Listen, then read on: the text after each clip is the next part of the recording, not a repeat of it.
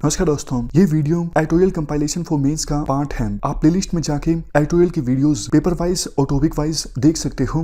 और अगर आप दिसंबर 2019 के बाद की वीडियोस को देखना चाहते हो तो वीडियो के नीचे मौजूद ज्वाइन बटन की सहायता से आप मेंबरशिप को ज्वाइन कर सकते हो। चलिए डिस्कशन स्टार्ट करते हैं। देखो, जब से जम्मू एंड कश्मीर में आर्टिकल 35A को स्क्रैप किया गया है तब से जो इंटरनेट है वो काम नहीं कर रहा है। जम्मू एंड कश्मीर में शुरुआत में रिस्ट्रिक्शंस लगाई गई थी, लेकिन ज़्यादातर जगहों पर रिस्ट्रिक्शंस हटा दी गई हैं। लेकिन अभी वहाँ पे एक प्रकार से सिविल कर्फ्यू इमर्ज होके आ रहा है।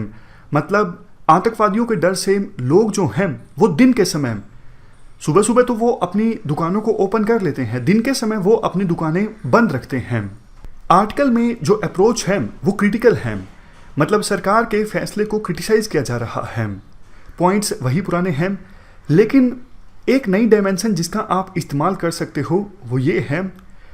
देखो, ना सिर्फ इंडिया में बल्कि वेस्टर्न कंट्रीज़ की डेमोक्रेसीज में भी एक डिबेट समय समय पर इमर्ज होके आती रहती है। सिक्योरिटी को ज़्यादा प्रायोरिटी दी जाए या फिर राइट्स को ज़्यादा प्रायोरिटी दी जाए।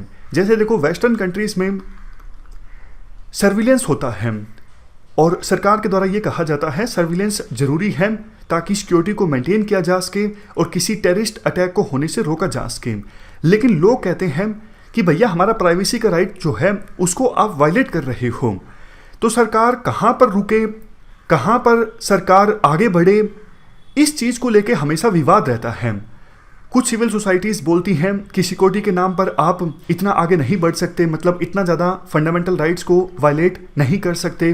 कुछ तो जो ग्रुप्स हैं वो यही बोल देते हैं कि सिक्योरिटी के नाम पर आप राइट्स वायलेट कर ही नहीं सकते। लेकिन फिर भी एक कंसेंसस यानी सर्वसहमति यही इमर्ज होके आती है कि सिक्योरिटी के बीच और राइट्स के बीच एक बैलेंस इस्टेब्लिश करना जरूरी है।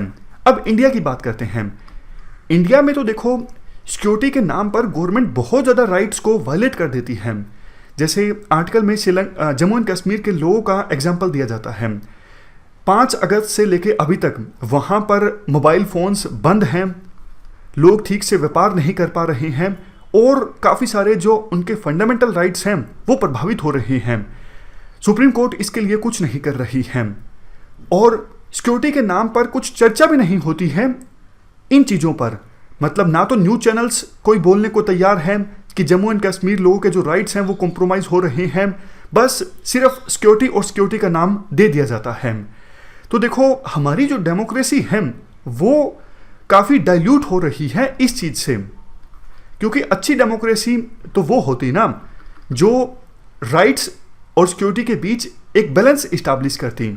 आमतौर पर देखो, जहाँ पर ऑटोक्रेसी होती है या फिर टोटलिटेरियन रूल होता है वहाँ पे इस प्रकार की चीज़ें ज़्यादा देखने को मिलती हैं कि सिक्योरिटी के नाम पर आपने पूरे जो राइट्स हैं वो हड़प लिए, सिक्योरिटी के नाम पर इस इशू पर कोई बात करने को तैयार नहीं है।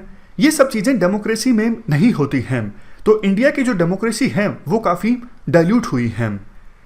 एक चीज़ आर्टिकल में ये भी बोली जाती है कि काफ़ी खर्चा हो रहा है। जम्मू एंड कश्मीर में 50,000 एक्स्ट्रा ट्रूप्स डिप्लॉय की गई, उनका खर्चा इतना ज़्यादा जम्मू एंड कश्मीर की इकोनॉमी को लॉस हुआ वो, और सरकार काफ़ी हाउसिंग प्रोजेक्ट्स चलाएगी, काफ़ी लोगों को रोज़गार देगी, जम्मू एंड कश्मीर में इन्वेस्ट करेगी, वो अलग से।